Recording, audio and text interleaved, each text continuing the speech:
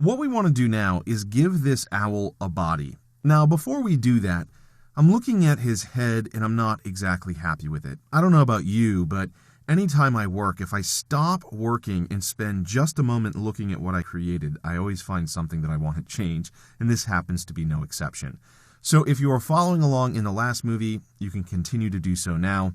If you weren't, you can open up owlstep3.ai, which is available inside the exercise files. So what I want you to do is come over and highlight the direct selection tool, which is the white arrow tool. If you come over and click on the tip of his left ear, you'll select just that anchor point. I want you to click and drag this up and over to the right. We're going to make his ears stand up a little bit more. And then you want to do the same thing over here on the right-hand side.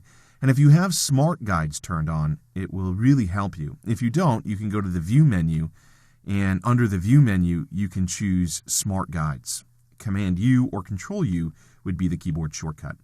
So if you click and drag, you'll hit that Smart Guide, and once you do, if you let go of the mouse, your ears should be pretty much symmetrical. This one looks like it's standing up a little bit more, actually, so I'm going to click and drag it over to the right just a tad. So I think that looks pretty good. Again, we could drag out some more guides to make sure that it was symmetrical, but I'm happy with this. Now what we need to do is draw the body. I'm going to go ahead and zoom out. The keyboard shortcut is Space Command Option. That would be Space Control Alt on Windows, and then click a few times. Now we want this owl to be somewhat stubby, so we're going to come over and choose the Ellipse tool. With the Ellipse tool, you want to use the same fill color as the owl's head. And then what you want to do is click and drag out another circle. So hold down the Option key on the Mac, Alt on Windows to draw it from the center. Click and drag. You can hold down the Shift key to constrain it to a circle. And you want the circle to be about the same size as the owl's head.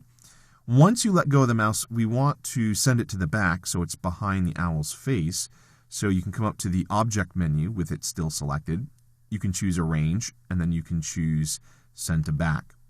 After doing that, we want to pull down this center a little bit. So again, come over and choose the Direct Selection tool and click on this anchor point here.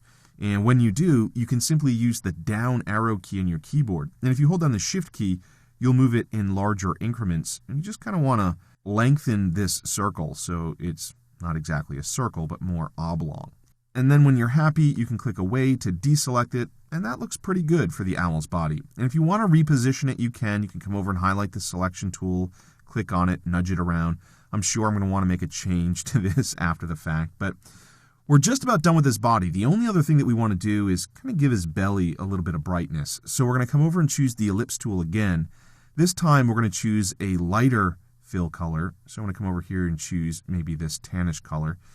And then you want to draw an ellipse or an oval. Again, you can draw it from the center by holding down the Option key on the Mac, Alt on Windows, click and drag. I'm not holding down the Shift key this time because I do want it to be an oval. And I don't want it to cover his beak, so I'm going to go ahead and nudge this down so it's closer to the bottom of his belly. And now we're in pretty good shape. The next thing that we need to do is we need to add some wings and some feet to this owl. But this is a good starting point. Like I said, you may decide to make some changes in a little bit, but I don't think we need to right now. I think we can wait until we get the wings put on this owl. And again, I'm not completely confident that this is symmetrical, but I think it's fine for what we're doing. So in the next movie, with the pen tool, we'll create the owl's wings.